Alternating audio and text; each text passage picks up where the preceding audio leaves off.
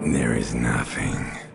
Only warm primordial blackness. Your conscious ferments in it. No larger than a single grain of malt. You don't have to do anything anymore. Ever. Never, ever. Never, ever, ever, baby. An inordinate amount of time passes. It is utterly void of struggle. No ex-wives are contained within it.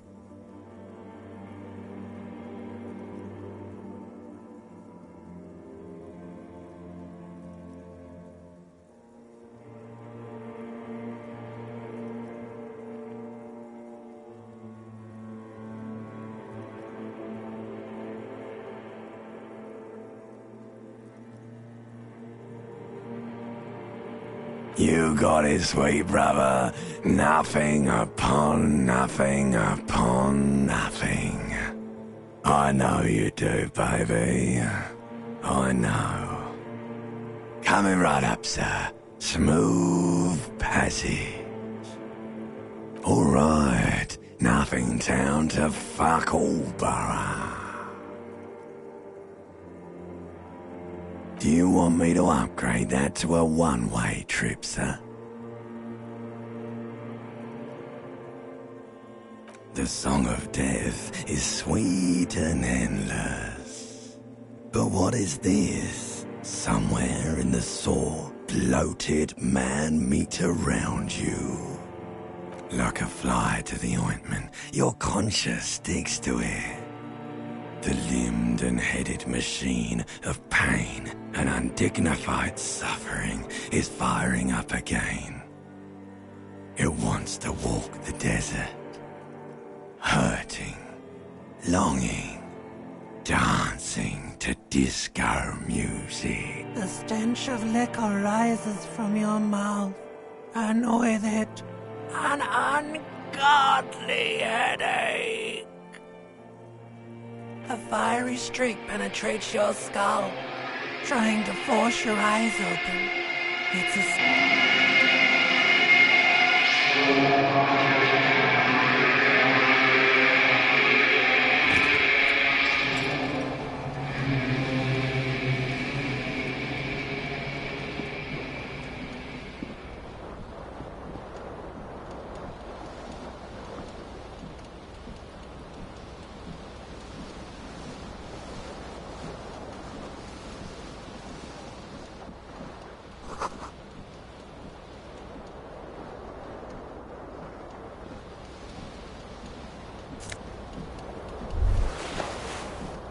You hear a jingle.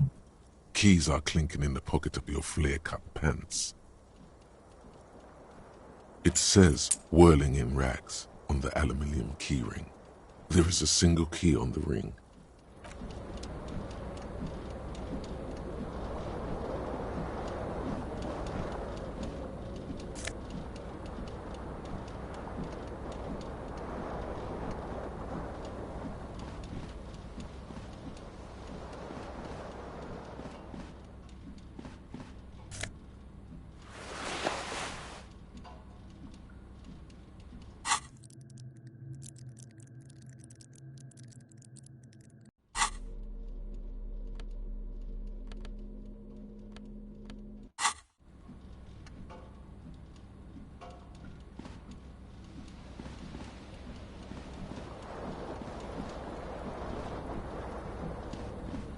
This fan has two chain pull switches.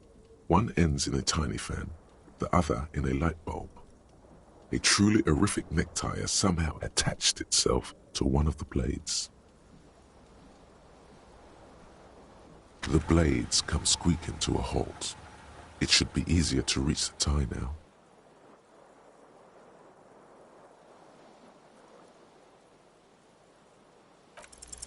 You swoop up and catch the tie. Snap! It's released from the blade. What you have in your hand is a truly hideous necktie, with 4 or 5 different patterns. The knot reminds you of a noose. A terrible mistake.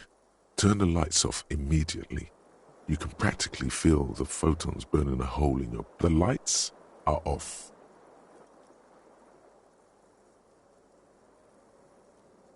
The switch must be broken, because nothing happens.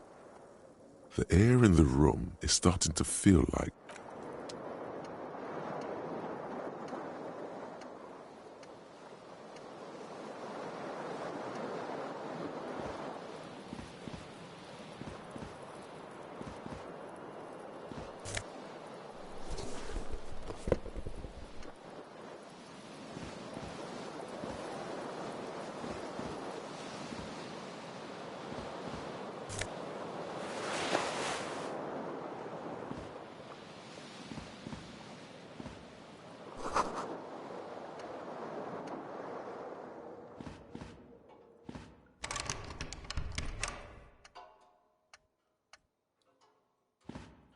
A mirror hangs above a bent and broken sink. In a fierce discharge of masculine energy, someone has ripped half the faucet off. Hot water sprays from the base and steam covers the mirror. You cannot see yourself. Suddenly, you realize you have no memory of the face that awaits you there, underneath the soft vapor.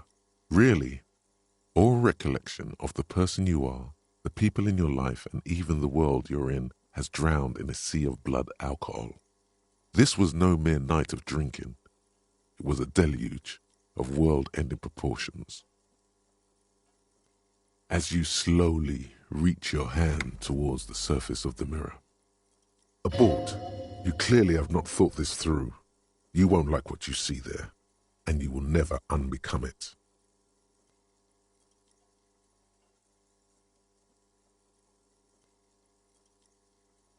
Yeah, there is definitely something wrong with it. Where to even begin? There is the bloatedness, then the swollenness. It's like bet you are. Your nose feels like a small balloon in the middle of your face. It hurts when you honk it. It doesn't appear to be a particularly tiny nose either. Not with all the drinks it's absorbed for you.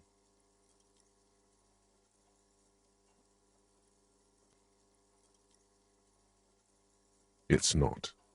It's swollen and snail-like, wriggling between your fingers.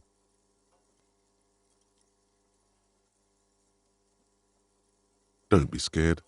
It's only your face. It's not like anyone's going to see it. Behold.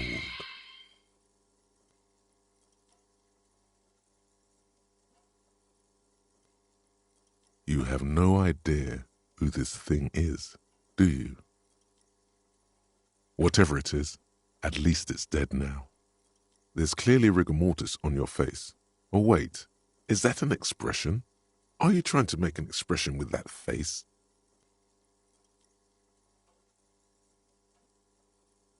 Please stop. It's horrible. You're scaring yourself.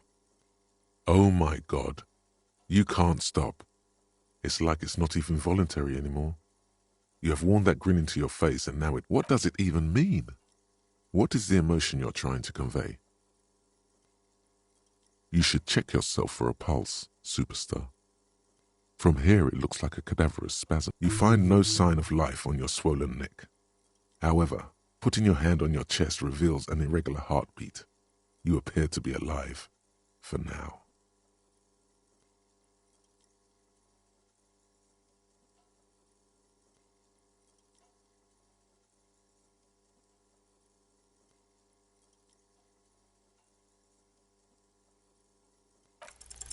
It's too late.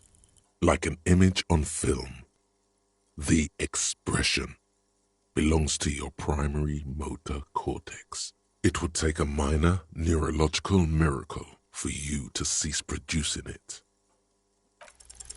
Like the rest of you, it comes from a bad place somewhere in the past. That's all you know for now.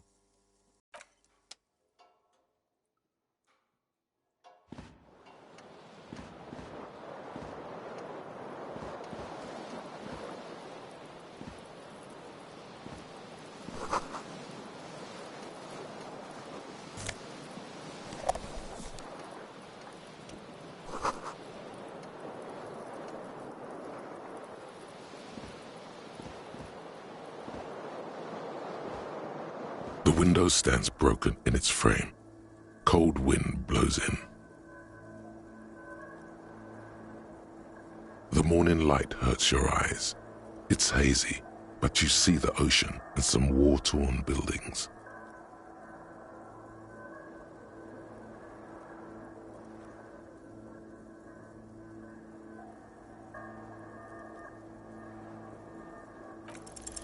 The shards face outward.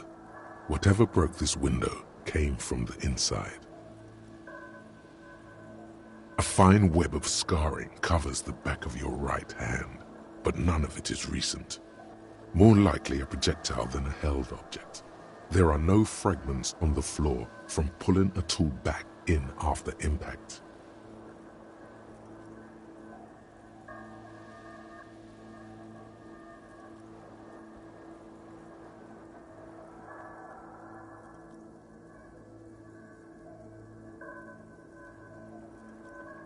It is too large for a bullet, yet too small for a piece of furniture. You're looking for something heavy and larger than your fist. The single green shoe you found fits the hole almost as well as your foot.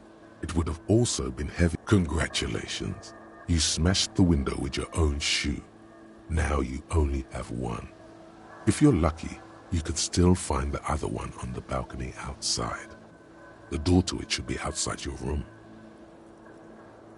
You mean someone else took your shoe off and smashed the window with it? A cool wind gushes in. Your toes curl up from the cold.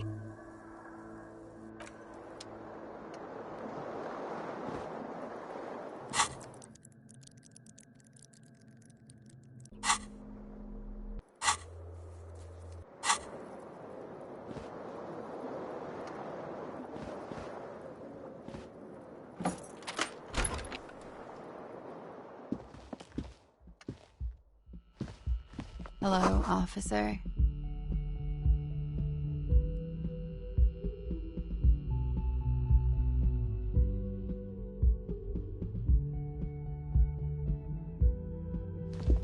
The young woman raises a cigarette to her lips. Her eyes are brown and her face is speckled with birthmarks. She can't be more than 28.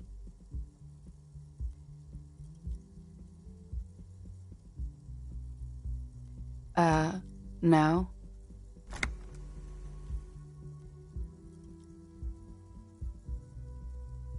Because you're a police officer, sir.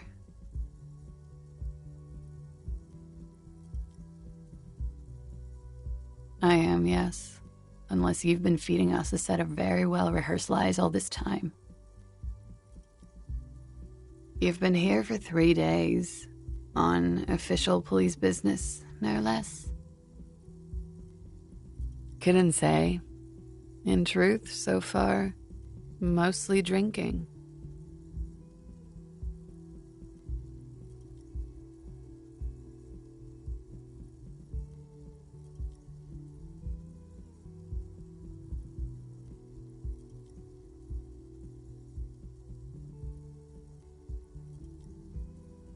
Of course.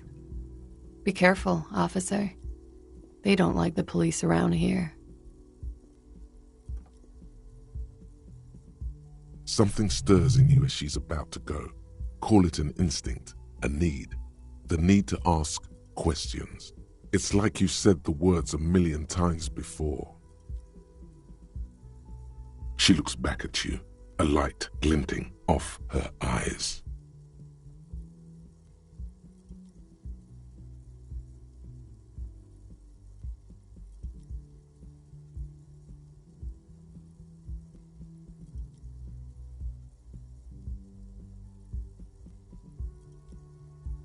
You're a cop, Harry. It is unnatural of you not to want to ask questions. Yes.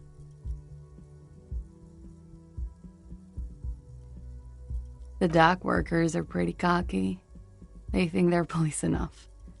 At least here on the coast. I can't say about the rest of the city.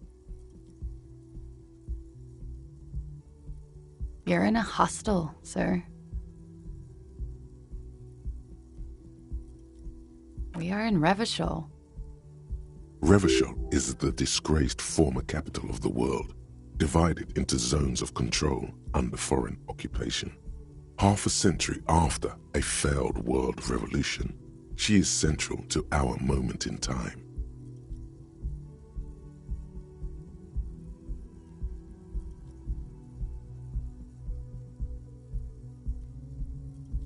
You sure look like you're from Revachol. Revachol parties.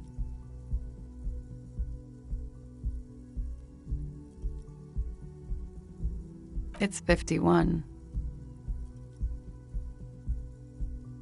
Yeah? Those words tell me something else. Feel like something you said innumerable times before. Your mouth is the very shape of them.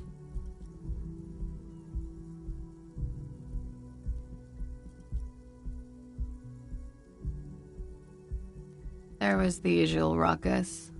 Loud disco music. I couldn't say. It's impossible to hear people speaking from over here.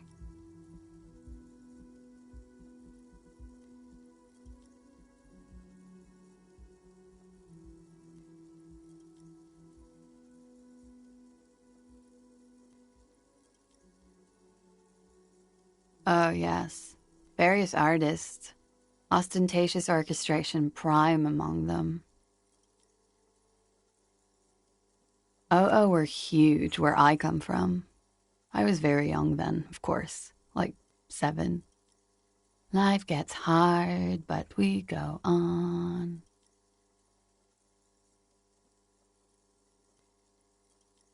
I don't know about that. At around 2 o'clock, the disco stopped, and there was a change of pace.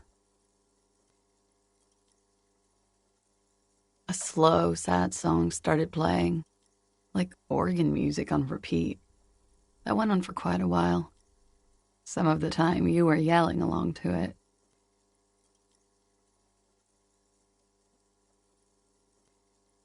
That it doesn't matter anymore and that we're alone now, it was difficult to tell. The song itself was very quiet and soft, but you sounded like a winded boar, sir. It was hard to understand what you were singing on top of it.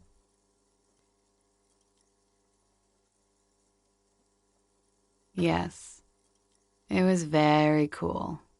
Then you started screaming and trashed the place. No, it didn't sound like there was a fight. It sounded like someone was trashing. A window was smashed. A tape player, probably. The song stopped. And furniture, too. A real destructathon. There was screaming. There was. I think you screamed that you didn't want to be this type of animal anymore. I may have missed. I went out afterwards. Everything was quiet by then. Around 4 or 5. And that was it.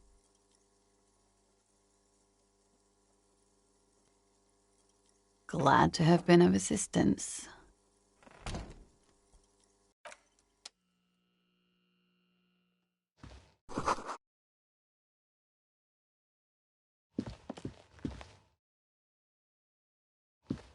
The door is closed.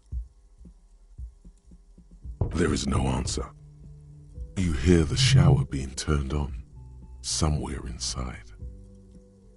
A tremendous loneliness comes over you.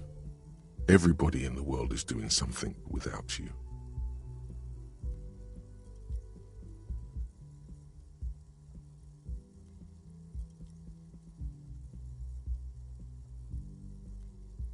The door is indifferent to your loneliness.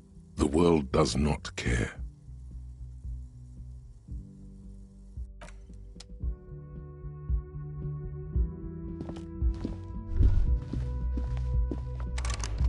You should pick that fat, juicy cigarette butt from the tray, light it up, and smoke the living shit out of it.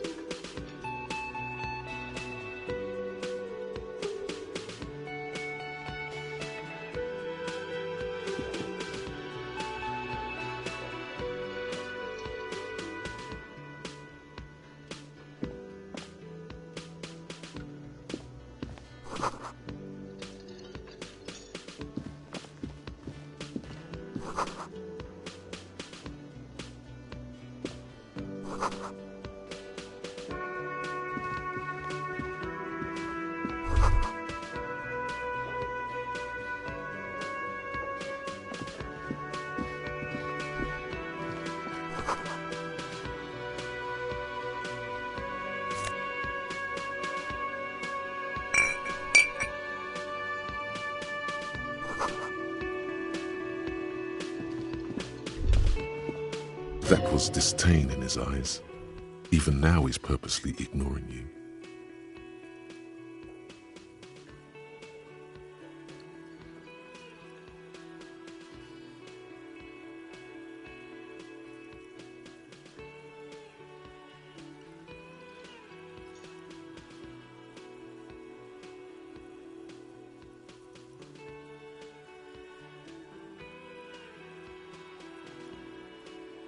A competent work of taxidermy. The white and brown seabird lies among piles of coasters and drying mugs. One of its wings broken. The man is trying to mend it. Looks like the bird was ripped off the shield that was used to mount it. Something about it makes you feel bitter.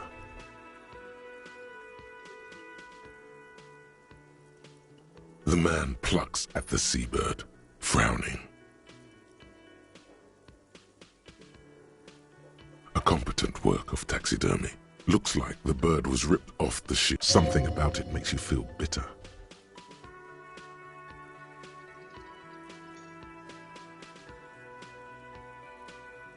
The man plucks at the seabird, frowning. No, I'm not the bartender. I'm the cafeteria manager.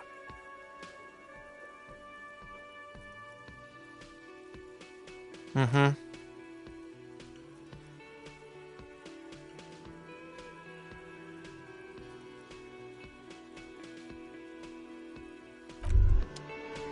You should totally sing karaoke here, the first chance you get. Your emotions need to be expressed. People need to know your vast, oceanic soul, utterly. And it needs to be heard through a PA system, by other people.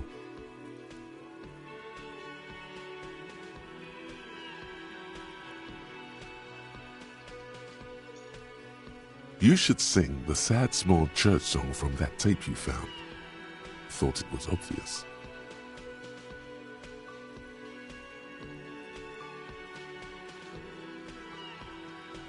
No, don't sing the happy song. It's stupid. Sing the sad song. You would need another copy of the tape first, though. The one upstairs is destroyed.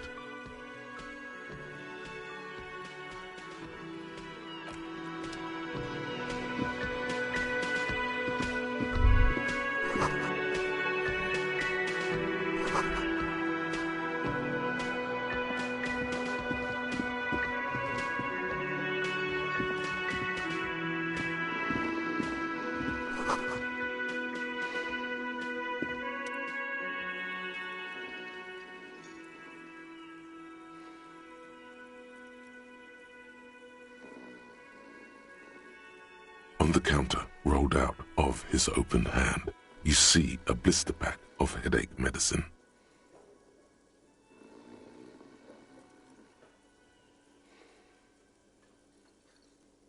The man does not mind. You probably need them more than he does. You've just picked up some magnesium. This item is stored in the bottom left corner of the screen above your character portrait. Use magnesium to heal your morale if you have morale damage.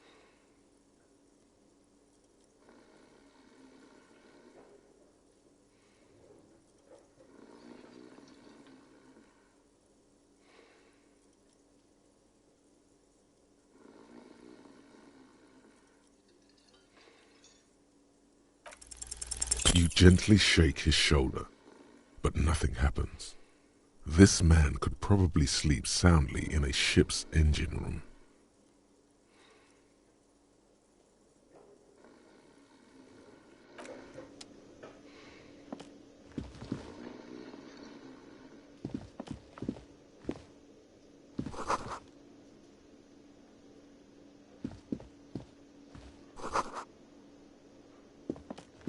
Hello, sweetie. You shouldn't keep your colleague waiting.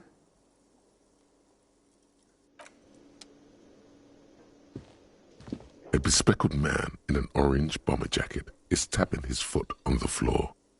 As you approach, he narrows his eyes. If an assault were launched on this building right now, if the windows came crashing down and the whole world descended upon you, this man would hurl himself in death's way to save you. You are sure of this, but he is your half-brother. Hello. I'm Kim Kitsuragi, Lieutenant, Precinct 57. You must be from the... You realize he's waiting for your name. This is your chance to come up with a really good name for yourself. Get creative. Conceptualize.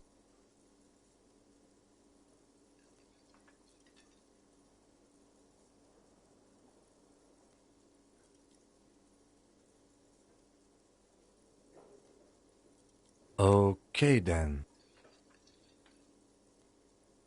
It looks like we had a little scheduling error on Sunday. Saturday too, actually. Have you had time to talk to the manager here?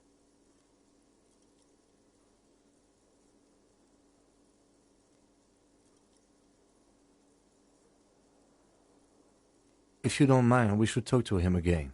Ask him for a rundown of the area. Now that I'm here as well. I understand the scene is out, but it also wouldn't hurt to assure him the police are finally here. In full force, I mean. Have you mapped out the initial interviews?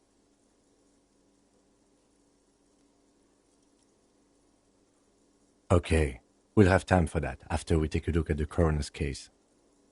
Have you removed the dead body from the tree? So, the body is still in the tree. This is the first time you detect a weariness in the lieutenant's voice. It is where it has been hanging for 7 days straight. We should go there as soon as we are done talking to the owner.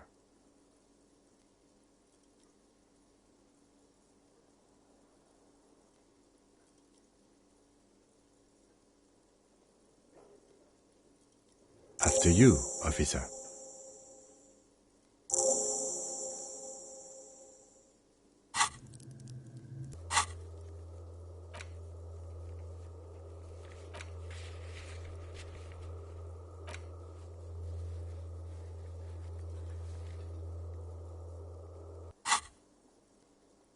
If you're about to embark on an investigation, shouldn't you have a badge? You mean you don't have a badge? Losing your identification card is a serious matter. My vehicle has a shortwave.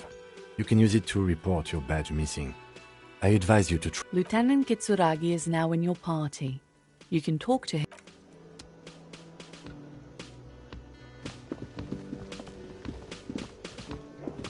The man with the unimpressive beard notices you approaching.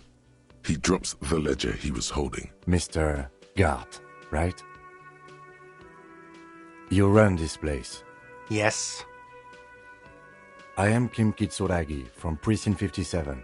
This is an inter-district investigation, so joining me from Precinct 41...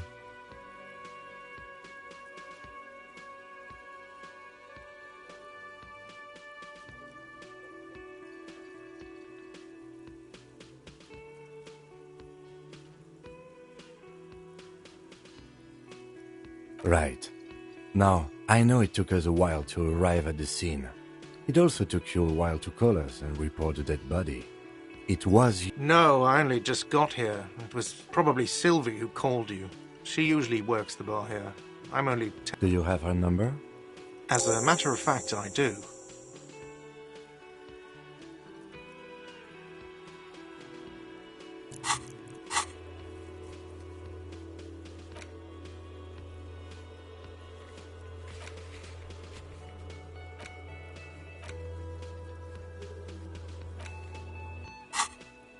You said you just got here. From where? Are you a local? What, of Martinez? No, I live in Jamrock. I only sometimes come here to keep an eye on the place. This is... But you still know your way around, yes?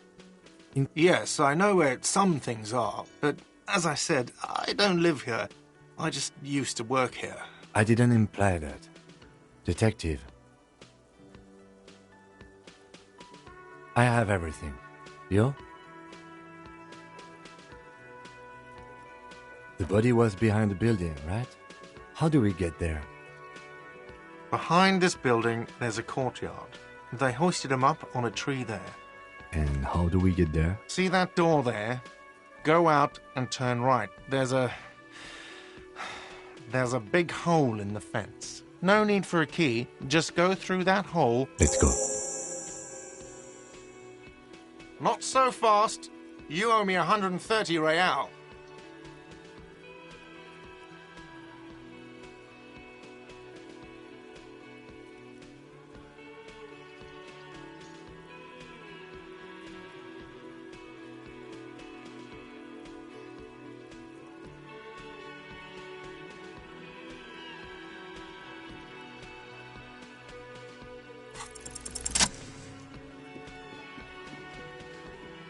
As you blow this joint, behind you a whiny voice shouts.